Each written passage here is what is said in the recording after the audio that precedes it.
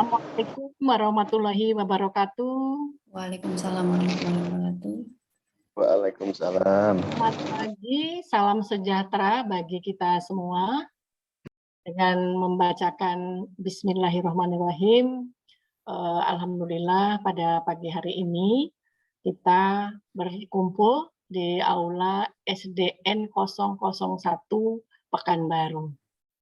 Kami ucapkan selamat datang kepada Ibu Dewi sebagai fasilitator. Kami ucapkan juga selamat datang kepada Pak Kepala. Sebelum memulai kegiatan pada pagi hari ini, kami memohon kesediaan dari Pak Kepala SDN 001 untuk membuka kegiatan secara resmi, di mana kegiatan ini sudah dijadwalkan jauh-jauh hari dalam rangka pelaksanaan pembelajaran berbasis politik. Mulai kegiatan pada pagi hari ini, kami mohon kesediaan Bapak Kepala Sekolah untuk membuka secara resmi. Pada Bapak, kami persilahkan. Terima kasih Bu Moderator yang kami hormati Ibu Dewi Kuning yang merupakan fasilitator kita pada hari ini. Beliau merupakan pelatih ahli program sekolah penggerak Kementerian Pendidikan, Kebudayaan, Riset, dan Teknologi. Bapak Ibu yang saya banggakan, pada hari ini kita akan melaksanakan sama-sama ikuti bersama terkait dengan rapat atau pertemuan perancangan modul ajar berpusat pada peserta didik. Nah, kami harapkan kita semua bisa sama-sama menyimak pemaparan dari Ibu Dewi dan juga nanti kita akan sama-sama lakukan tindak lanjut dari pemaparan pada hari ini, yaitu tentang pembuatan modul ajar berpusat pada peserta didik. Tanpa berlama lagi, yang ini program atau perancangan pembuatan modul ajar peserta didik secara resmi saya buka. Tepuk tangan bagi kita semua, Bapak Ibu. Baik, terima kasih Bapak Ibu. Demikian sambutan dari saya akhiri. Wassalamualaikum warahmatullahi wabarakatuh. Waalaikumsalam warahmatullahi wabarakatuh. Terima kasih Pak Yudi. Terima kasih sudah memberikan arahan kepada kita semua. Tidak berpanjang mukadimah, kita akan mendengarkan, menyimak bersama pemaparan dari Ibu Dewi Sri Kuning. Tapi sebelumnya, Bapak Ibu, kita akan memperkenalkan biodata beliau sehingga nanti Bapak Ibu akan lebih mudah untuk sharing pendapat dengan beliau.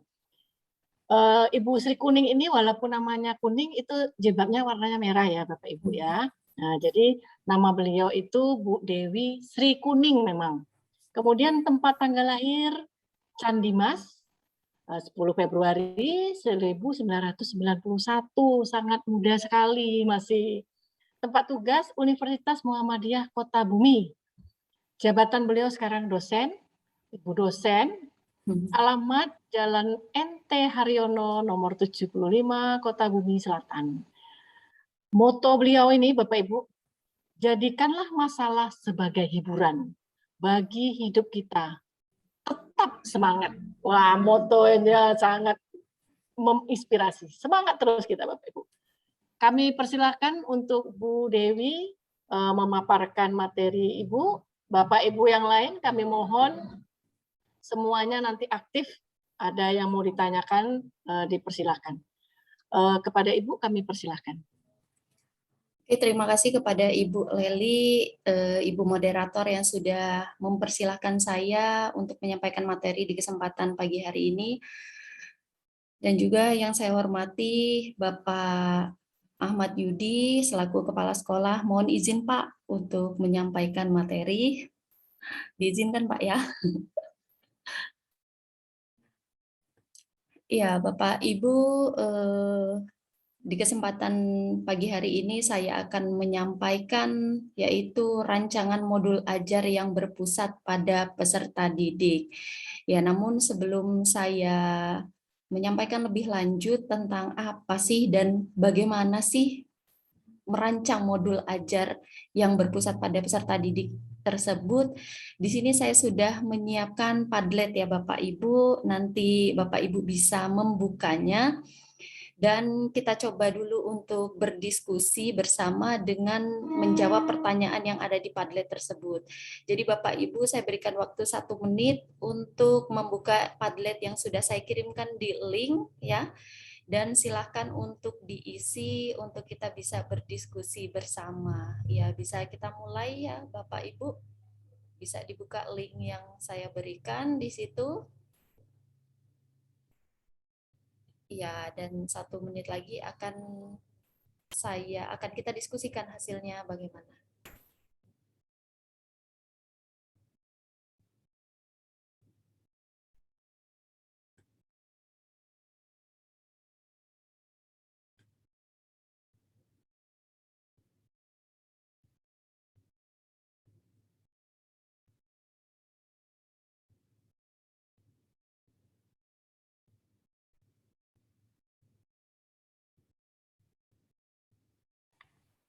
Masih belum keluar dengan saya ya, Bu. Iya, Bu, bisa dilihat di link yang di chat kita.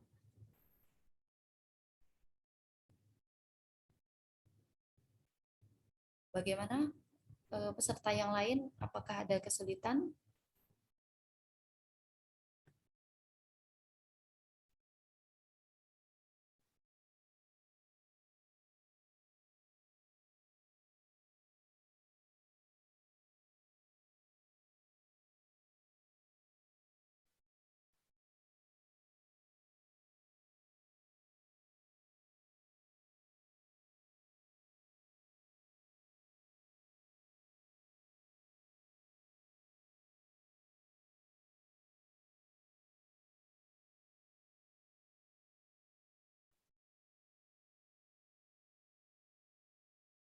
Ya, nampaknya masih ada masalah jaringan ya Bapak Ibu karena memang kita rapat ini diselenggarakan secara virtual melalui via Zoom.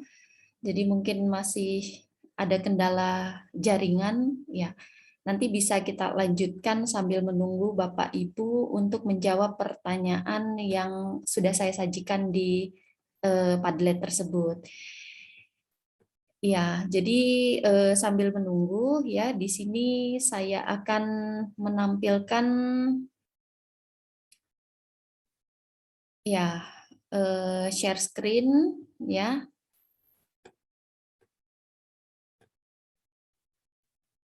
Nah, bagaimana Bapak Ibu sudah terlihat?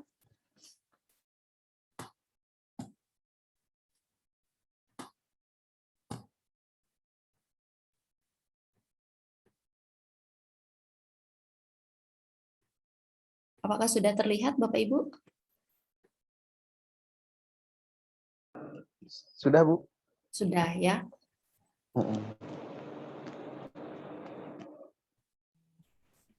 Oke, jadi tadi sudah kita dengarkan bersama. Terima kasih kepada Ibu Moderator yang sudah menyampaikan biodata saya. Ya, namun sebelum saya masuk ke materi, kita tepuk semangat dulu Bapak Ibu ya, supaya kita tetap semangat. Nah, jadi caranya nanti tepuk semangat 3 kali. Semangat. Semangat. Ya, bisa Bapak Ibu? Siap. Oke, coba kita mulai ya. Tepuk semangat. Semangat.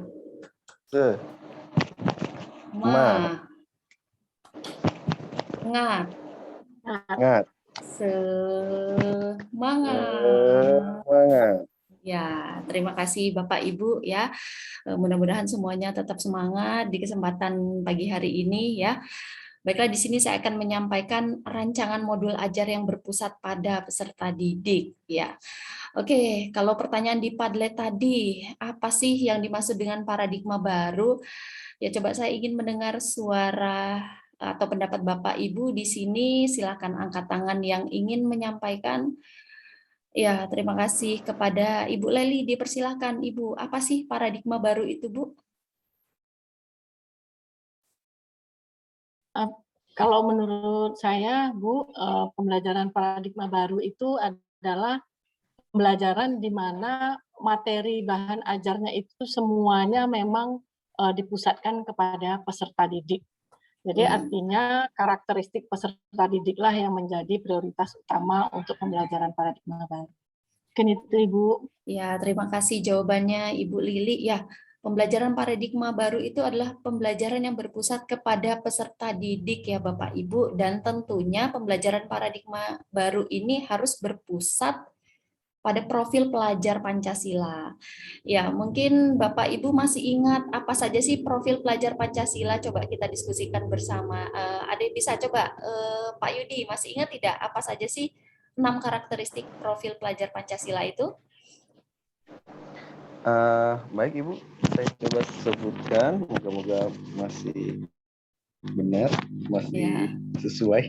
Yang pertama itu beriman kepada Tuhan Yang Maha Esa. Iya, benar. Yang kedua, kebinakaan global. Yang ketiga, gotong royong. Iya. Yang keempat, bernalar kritis. Iya. 5, mandiri. Ya. Keenam, kreatif. Iya, benar sekali. Terima kasih ya. Ya, atas jawabannya terima kasih kepada Bapak Yudi ya. Ya, Bapak Ibu, pembelajaran paradigma baru itu tentunya kita harus melihat kurikulum dulu ya. Jadi kurikulum apa yang kita gunakan di sekolah kita, jadi harus kita sesuaikan kurikulum itu dengan tujuan pembelajaran ya. Nah, setelah kita menentukan tujuan pembelajaran itu, baru di proses pembelajarannya itu bagaimana. Nah, juga di sini harus kita sesuaikan. Dan yang pasti proses pembelajaran ini memang harus sesuai dengan profil Pancasila itu sendiri, ya. Dan kemudian di akhir kita harus membuat asesmen. Nah, asesmen di sini tujuannya itu untuk menentukan apakah peserta didik kita memang sudah paham dan apakah tujuan pembelajaran kita sudah tercapai atau belum berdasarkan profil pelajar Pancasila itu sendiri. Ya, Bapak Ibu, tentunya dalam membuat rancangan modul ya, kita harus mengembangkan modul ajar yang memang sudah ada. Jadi kita kembangkan lagi. Kalau dahulu kita membuat RPP, saat ini kita membuat modul ajar, yaitu RPP yang lebih komplit ya, di mana bahan ajar yang digunakan itu pun lebih lengkap sehingga guru itu bisa menyampaikan materi dan bisa mengembangkan modul ajar tersebut sesuai dengan metode apa yang diberikan kepada peserta didik.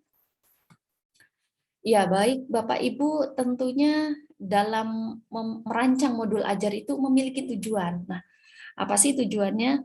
Ya, merancang modul ajar yang berpusat pada peserta didik sesuai dengan mata pelajaran itu adalah tujuan dari merancang modul pembelajaran. Jadi, dalam membuat modul pelajaran itu harus sesuai dengan karakteristik peserta didik, sehingga mata pelajaran yang kita buat pun itu sesuai dengan modul ajar yang kita buat. Ya, Bapak Ibu, kemudian dengan adanya modul ajar yang berpusat pada peserta didik, tentunya kita bisa membuat modul yang sesuai dengan karakteristik peserta didik itu seperti apa. Ya. Nah, Bapak Ibu ada pertanyaan lagi sih, apa sih modul ajar itu? Ya, coba kita diskusikan bersama. Yuk kepada Ibu Leli, coba Ibu Leli, apa sih modul ajar itu, Bu?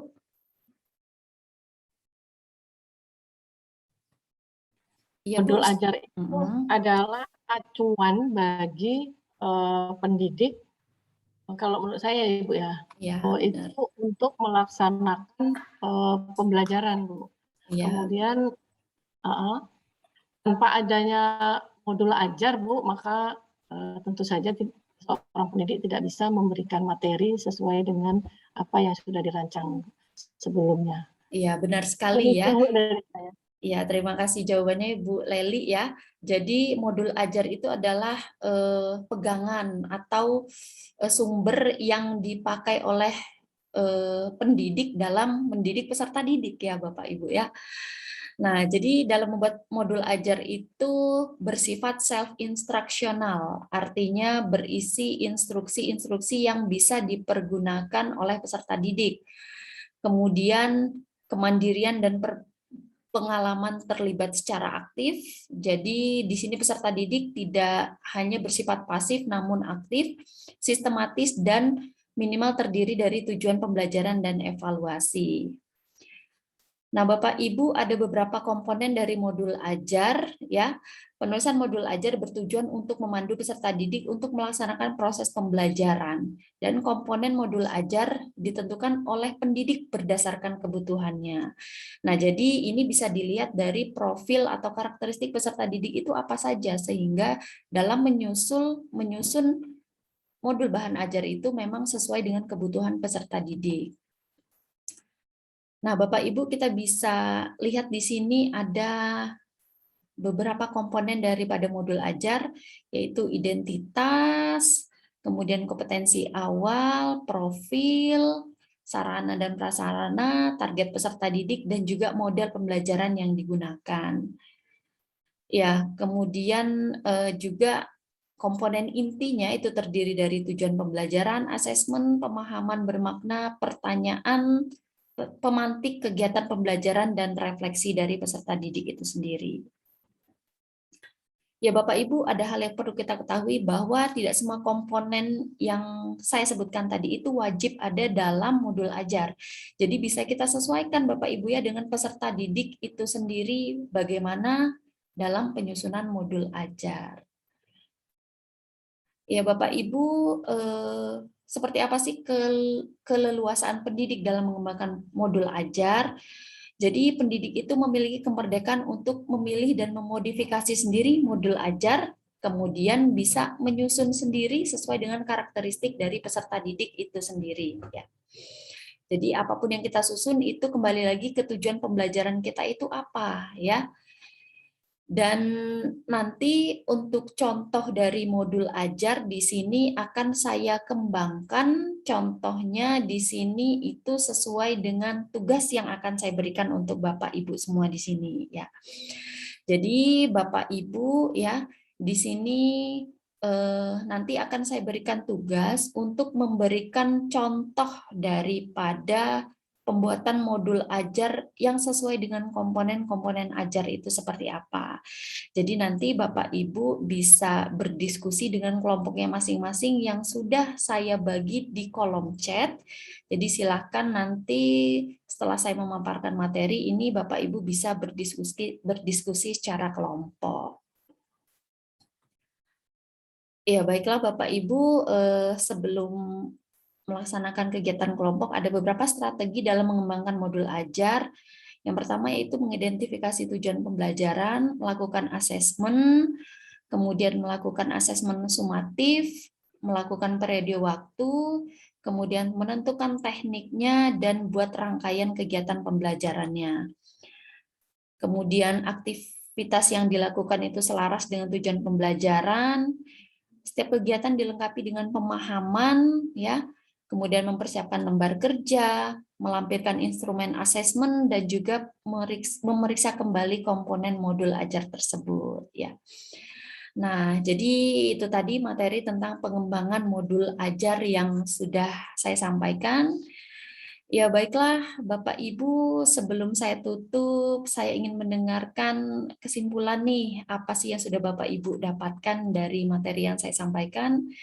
Ya mungkin dari Bapak Ibu ada yang ingin menyampaikan bagaimana sih kesimpulannya dalam membuat modul ajar. Ya saya persilakan Pak Yudi mungkin.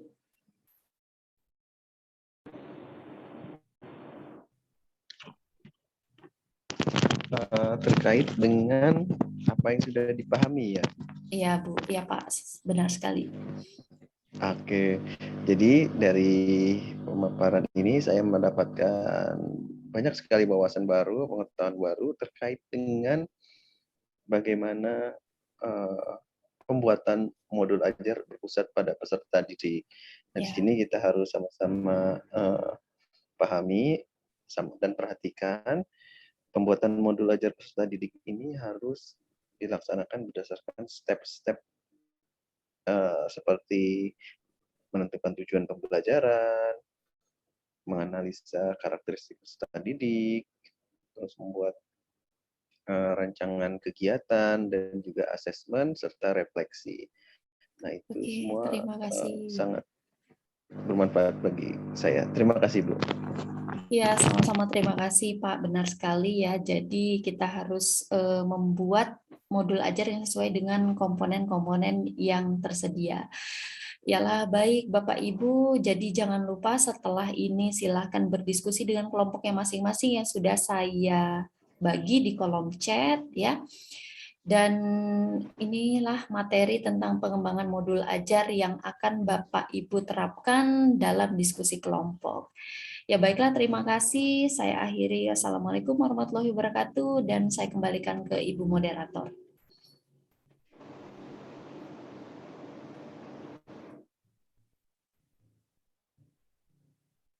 Terima kasih Bu Dewi, sudah banyak kami mendapatkan ilmu, mendapatkan yang selama ini tidak kita ketahui, bahwa bagaimana membuat modul ajar, kemudian komponen-komponen apa saja yang harus dibuat untuk di modul ajar. Bapak Ibu peserta pada pagi hari ini, karena semua sudah disampaikan oleh Ibu, kemudian tadi juga kita diberi tugas untuk berkelompok. Semoga apa yang sudah disampaikan oleh beliau bermanfaat bagi kita semua. Amin. Selanjutnya kami mohon kesediaan dari Bapak Ibu bersama-sama menyimpulkan, tadi sudah juga ada disimpulkan oleh Pak Yudi, menyimpulkannya nanti Bapak Ibu boleh dimasukkan dalam kolom Padlet kita.